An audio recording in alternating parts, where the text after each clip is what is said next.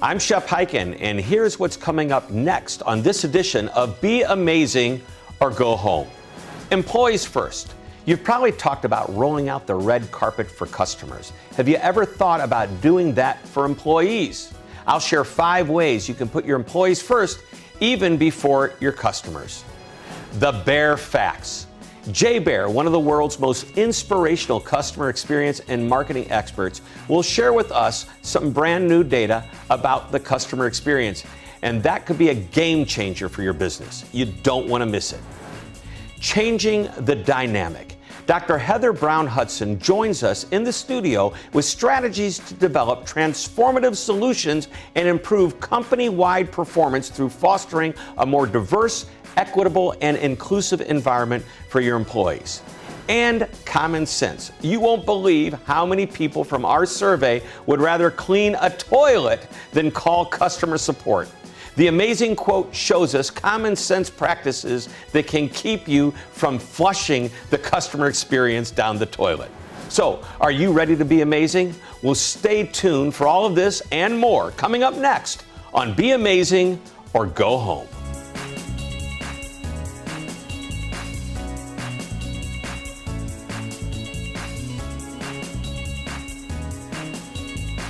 Hello, I'm Shep, and this is Be Amazing or Go Home, the show dedicated to take you from average to amazing. So we've heard it before and have probably used the phrase ourselves. We say, let's roll out the red carpet for our customers. Well, it's not a bad idea, but did you ever think of rolling out the red carpet for your employees first, before rolling it out for your customers? So think about how you want employees to treat customers, and then flip it and ask, are we treating our own people that way? This reminds me of my employee golden rule, which is to do unto your employees as you want done unto the customer, maybe even better. And why would you want to do that? Well, because what's happening on the inside of an organization, how employees are treated, is going to be felt on the outside by the customer. So I recently interviewed Donna Cutting, CEO of Red Carpet Learning Systems and the author of Employees First, and she shared some of the book's highlights. So with that in mind, here are 5 concepts on how you can roll out the red carpet for your employees. Number 1, the employee experience. Start with the experience you create for your employees. Equipping employees with the information they need to care for their customers builds their confidence. And when you let them deliver on these skills and knowledge, you've empowered them to create the experience they know is the one you want your customers to have. Number 2, make them feel appreciated. Many people think the main reason employees leave their jobs is because of money, or actually lack of money. But that's not the case. It's the employee experience or lack of experience that causes that to happen. Employees feel underappreciated and stuck in their jobs. Leaders must display understanding, empathy, nurture and coach them, and help them grow and develop. Number 3, know your employees better. It's a huge step in keeping people and keeping them loyal. A connection with the boss can make all the difference in the world. The loyalty employees show the person they love working with is akin to customers loving the company that they do business with. Number 4, listen to your people. Just as you would listen to your customers, do the same with your employees. Hear what they're saying about your processes and about the way they're treated. They have plenty to share. It's just you have to ask them. And finally, number 5, model what amazing customer service looks like. You can't expect your employees to treat the customers any differently than the way you treat them. They will emulate the same behaviors. Treating employees the right way will give them the confidence to know they're treating your customers the right way. After all, you are the leader, the role model, and the person they look up to for the way to treat others. Now, these may seem like common sense, but at a time when many employees are leaving their jobs for better opportunities, following these common sense concepts may be the best way to keep the good people you have. So, roll out the red carpet for your employees before you do so for your customers. Donna Cutting sums it up perfectly when she says, focus on employees first. Their experience is the foundation of what will happen to your customers. Baer is one of the most inspiring customer service and experience and marketing experts. He's the author of 6 books and recently completed some research that you need to know about. So let's talk about some of the most important findings. Joining us today is Baer. Hey, Jay, how you doing? Mr. Shep, how are you, my friend? Great to be here. Thanks for having me. Well, it's great to have you here. And I know you are an amazing guy. I have probably known you now for about 7 years. I remember the first book you wrote. By the way, the most recent book is Talk Triggers, which is about, is that right? Is it? Yes. Yes. And Talk Triggers is about getting people to talk about you. Are you doing something that will trigger conversation? And by the way, we want them to talk about us positively because we can do things that would trigger negative conversation, such as the topic we're going to talk about today, which is making our customers wait. Yeah, it's interesting you talked about word of mouth. In this new research I'm putting together for a forthcoming project, turns out that 3 in 4 American consumers have been so delighted by response time from a business that they would actually write a review or tell somebody about it. So the expectations for responsiveness keep going up and up and up, and you know this, Shep, and companies tend to disappoint consumers in terms of their responsiveness. But when you can get it right, when you can be as fast or faster than the customer expects that you will be, it has a huge impact on their willingness to advocate on your behalf and even sit down and write a review and say, I can't believe how fast they were. Right. You know, I do business with a company. I won't tell you the name of the company, but their initials are GoDaddy. Oh, there you go. But here's what I love about GoDaddy. I've been doing business with them for years. And I call them maybe a couple times a year because I have trouble with the domain or I want to buy something or do something a little different. I have never, ever had to wait more than, I don't think more than 30, 45 seconds. And I'm always thinking, how do they do that? How do they staff properly to make that happen? But the bottom line is this, they meet and exceed my expectation of wanting to get through and not waste my time. As a result, I don't care if there's somebody less expensive, and there are people that are a little less expensive. I'm not going there. I'm staying with the people that won't, that actually respect me for my time. And I think that's an important part of it. And that's what you're saying. Making people wait on hold, getting back to them with an email. I mean, that just shows you're either on the ball or you're not. Well, my thesis here, and I'm working on the rest of the data to back this up, is that it actually doesn't matter if you're the bestest, if you're consistently the fastest. Yep. So you can get away with being not the best company without the best products and services if you consistently over-deliver on speed. This idea that consumers will give us some kind of a pandemic pass, that they understand supply chain disruption and labor challenges and everything's hard, not at all. In this new research I put together, 85% of consumers say that they expect businesses to be as fast or faster than they were since before the pandemic. So they don't care that you don't get a extra credit for still being in business post-pandemic. And you said a magic word, Shep, a moment ago in your GoDaddy story about that they respect your time. I actually asked a question in my research specifically about that. And I said, how many of you, American consumers, feel that you are respected? Use that word when a business is faster than you anticipated them to be. 4 out of 10 consumers literally say, I feel more respected. And who doesn't want their customers to feel that? Yep. Even if it's 4 out of 10, 40%, you go, well, that's not the majority. No, you don't get it. It's not about the majority. It's about this little something extra you can give that 40% of your customers are saying, I really like that. And by the way, the other 60% aren't saying they don't like it. They probably just don't see it as important as the others. Or they wouldn't use that word to describe that feeling. And, right. And what's I think incredibly important, Shep, is let's say it's 4 in 10 customers who feel respected.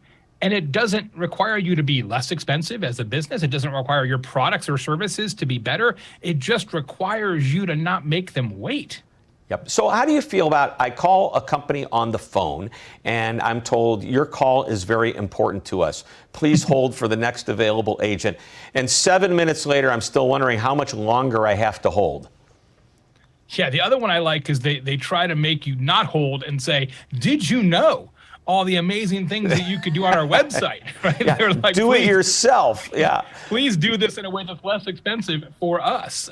I love that you brought up telephone, Shep, because over time, I wrote a book called Hug Your Haters a few years ago, which really I love that book. Talked a lot about this idea of digital customer care, and was one of the first books about social media, customer service, et cetera. And all of that is important. It continues to be important, especially with younger consumers. They do use those channels, whether it's live chat or Twitter or Facebook Messenger, et cetera, et cetera, et cetera.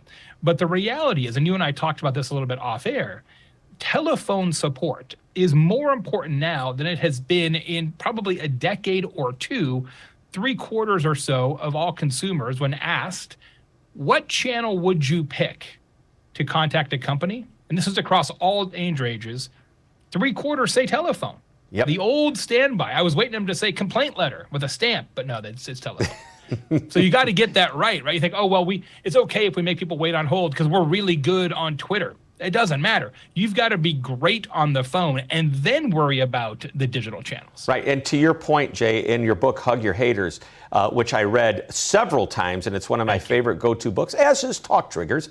But I love the Hug Your Haters. You said that when they go to social, oftentimes that's not their first choice. When they go to Twitter to make a complaint, it's the second choice, third choice. They've tried to reach out to you by phone, you put them on hold. They sent you an email, you didn't call back. So that tweet that they're saying, please help me, here's what happened, is about anger and almost seeking revenge rather than just getting... Well, and it's putting a public spotlight on it, right? Yep. And that's one of the things we talked about a lot in that book, this idea of private interactions with a business and public interactions. And that's exactly right, Shep, that when you're frustrated, like you pull the pin in the grenade, right? Like, and you lob it into the public sphere, whether that's a tweet or a really angry review on Google Reviews or TripAdvisor or Yelp or what have you. I want an audience now, because I don't feel like you have satisfied me in the least through the things that were really a one-on-one mechanism. Right, and to your words, you refer to this as customer service becoming a spectator sport, which I love. We are just about out of time, and I could talk to you for hours about this, but I want to get your final last nugget of wisdom that you'd like to share about, the importance of not making your customers feel like they're waiting. 65%, 2 in 3 American consumers say that speed and responsiveness is as important as price. Ooh, so if you are quick, price becomes less relevant or not so much like the only competitive differentiation factor. Good point. Jay Baer, thanks for being on the show. You're amazing, and we thank you. The book, by the way, Talk Triggers and Hug Your Haters. Just go to Amazon, Google Jay Baer. You'll find out everything he's written, and you're going to want to get it all. Thanks, buddy. Appreciate you. Good to see you. Well, it's time now for the amazing app brought to you by Outreach Studios. And this app understands the importance of creating loyal customers. If you've wanted to create a loyalty program but aren't sure what to do, then Belly may be the solution you're looking for. Belly lets you create a personalized digital loyalty program for your business. Customers can easily sign up at your point of sale, so every customer can engage with your loyalty program. Then customers simply join your loyalty program with one tap and then check in and earn points with every visit or purchase. Then customers return to redeem Belly points for customer rewards that they want to choose. And Belly works for any type of business, from restaurants, retailers, salons, auto repair shops, and much more. Belly even offers more than loyalty programs. Other features include customer data collection and automated marketing to those customers. You can create email, mobile, and social campaigns to connect customer activity. Businesses can also tap into Belly's member network to grow your customer base by finding those who haven't visited your business yet.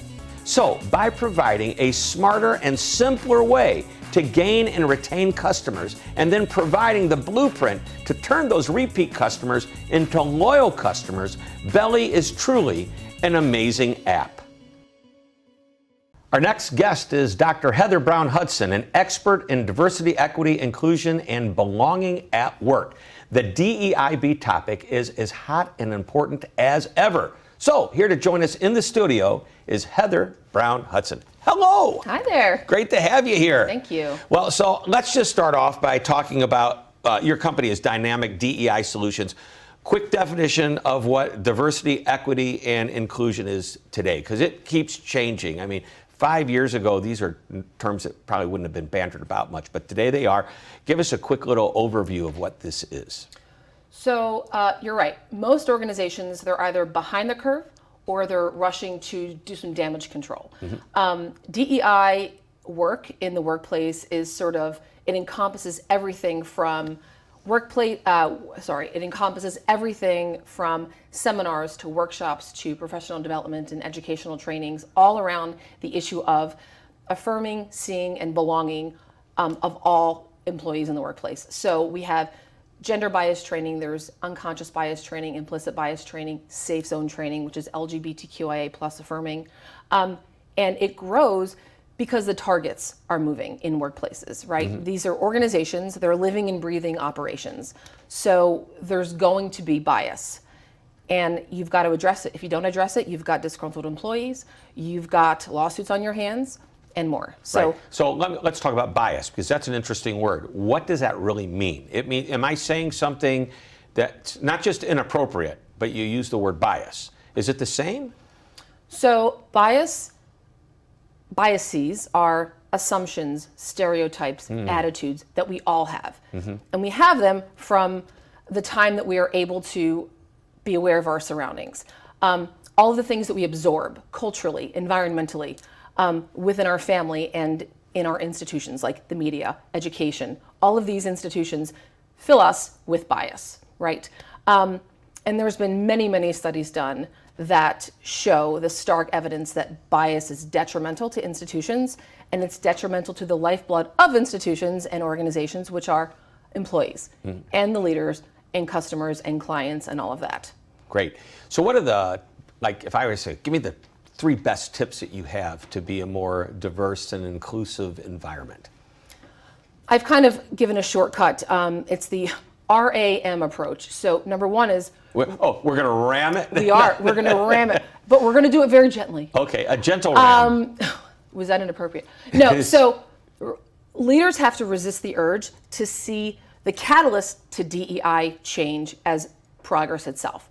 Resist the urge to implement tiny changes and see them as progress. So forming a DEI committee at work is not necessarily progress. It's a catalyst to change. Yeah. Hey, we formed it. Isn't that enough? No. Well, you need to not just form it. You need to create something to do. There needs as to a be result. an outcome. There needs to be some realistic goal set. Okay. So resist the urge to keep diversity, equity, and inclusion work as window dressing, because the backlash to that right now is pretty great. The second thing would be to do a cultural assessment, assess the climate of the organization, and set some realistic goals for where you need to go and what kind of work needs to be done. And thirdly, as a leader, you need to model DEI values, because if they don't see it coming from the leadership down, it's not going to take.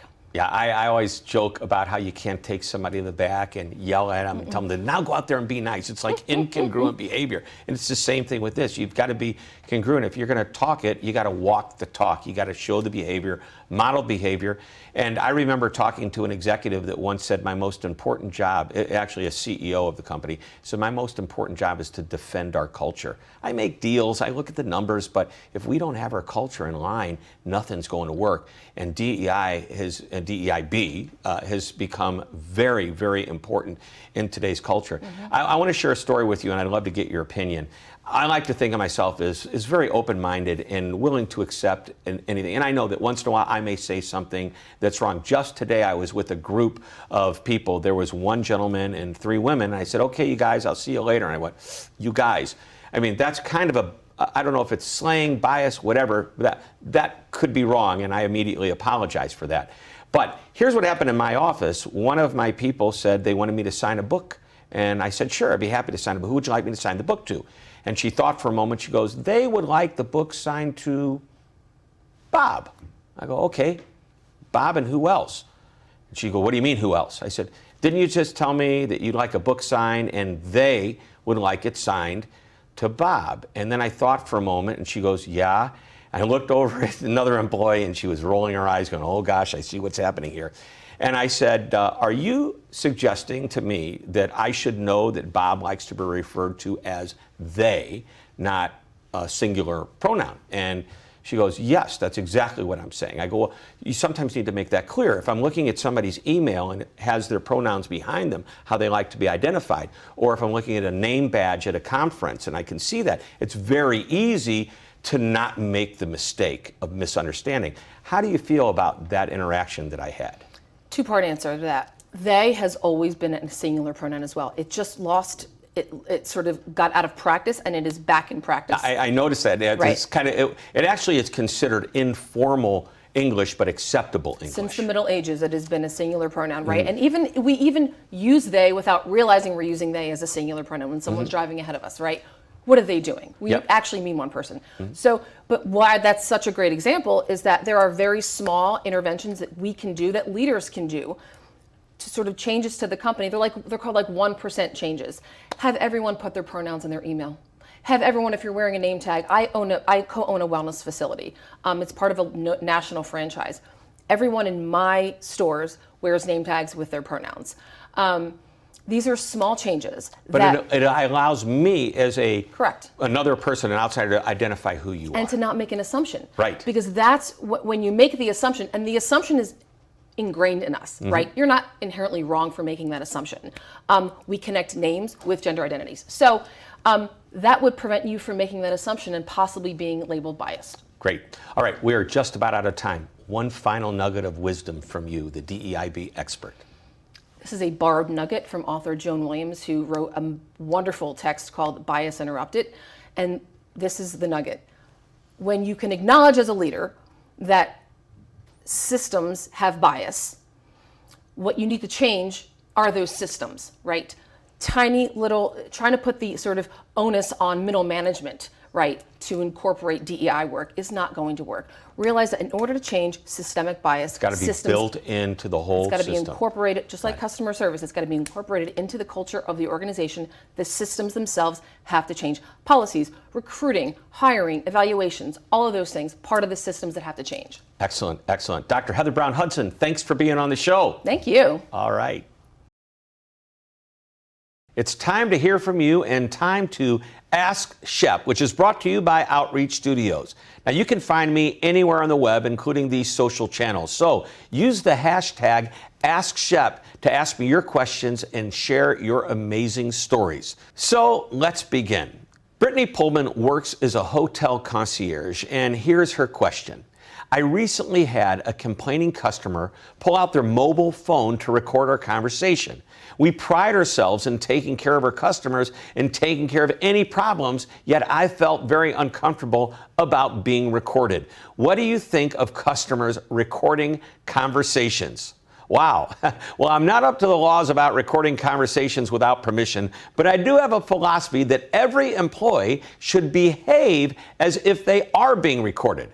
The customer who pulls out their phone to record a conversation is upping the level of confrontation. Rather than debate whether to ask the customer to put away the phone or not, consider the larger picture. Stay calm, be considerate, and do the right thing. There's an old expression, dance like nobody is watching. And I would add, but when it comes to customers, act like somebody is. David Wessels is a small business owner, and here's what he has to ask.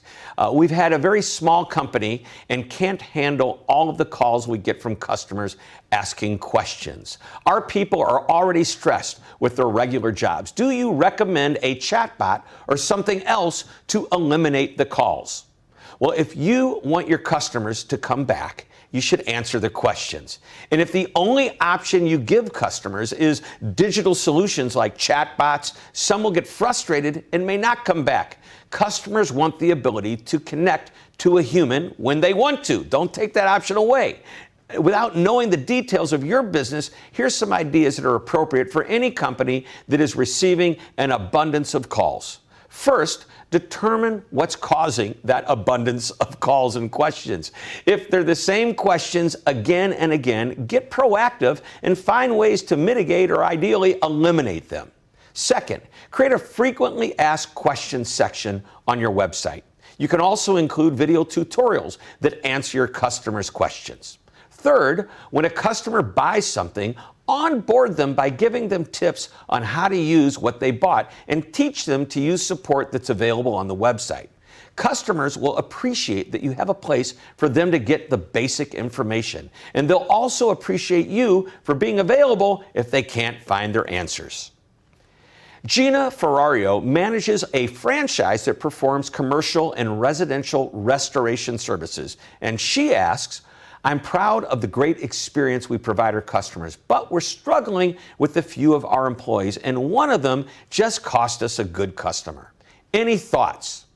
Well, first, you always want to have the right people on the bus. So, if you have employees that aren't good on the front line, either give them extra training or move them to a non-customer facing job. However, if their behavior negatively impacts other employees, well, they may not be the best fit for your company. Second, do you have a customer service vision? This is what I refer to as a mantra, and it's a one sentence or shorter phrase that perfectly describes your customer service vision. For example, a healthcare system has a 9-word mantra: people serving people like those we love the most. This statement is really a promise they make to their customers, who are the patients and family members of those patients. When interacting with a patient, the employee could ask themselves, am I acting like I'm serving someone that I love the most?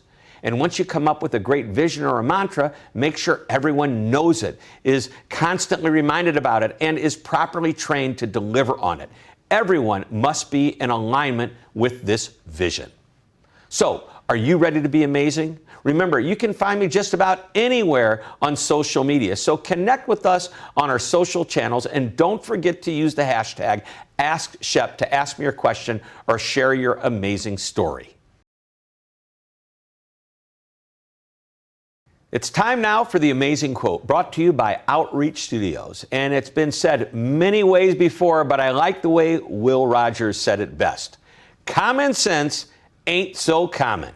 Now, this brings us back to common sense strategies for the employee experience earlier in the show. Things that seem like common sense may not always be so common. And that's certainly true for the customer experience as well. In fact, our 2022 annual customer service research report, in that report we asked, would you rather, are you ready for this, clean a toilet than call customer support?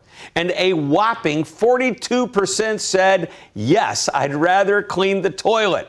Now, is calling customer support so bad that cleaning a toilet is more desirable? It is if you've experienced wasting your time on hold, listening to terrible music, talking to people who don't seem to care about you, and being transferred again and again. But it's important to note that not all customer support calls go this way. As a matter of fact, very few do, but when you experience the dreaded customer support call debacle, it stands out and overshadows the positive experiences. It also shakes your confidence for the next time you have to call customer support. So, what's a company or a brand to do?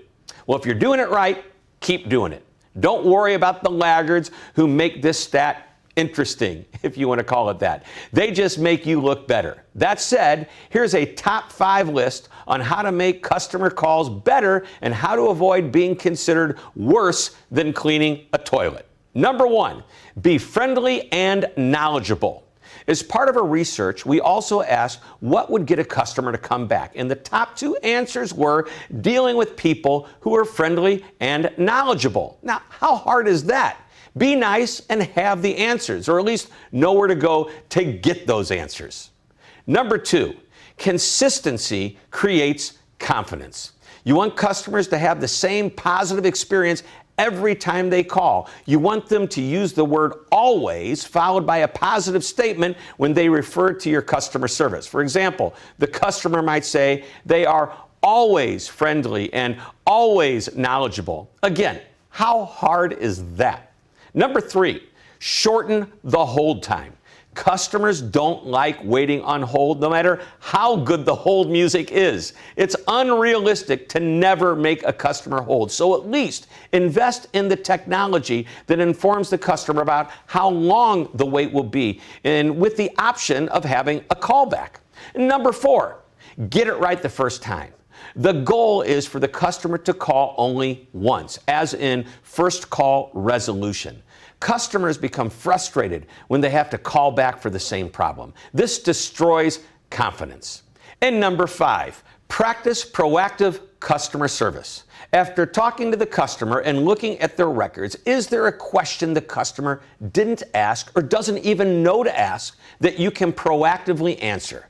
This is a powerful way to build trust and confidence with your customers. If this seems like common sense, it is. But sometimes common sense ain't so common. That said, look at the list and share it with your team. Don't create an experience that's so frustrating a customer would say, I'd rather clean a toilet than call you for customer support. Well, that wraps up this edition of Be Amazing or Go Home. And remember, you can find me just about anywhere on social media. So be sure to connect with us on our social channels, and don't forget to use the hashtag AskShep to ask me your questions. Thanks for tuning in. This is Shep reminding you to always be amazing.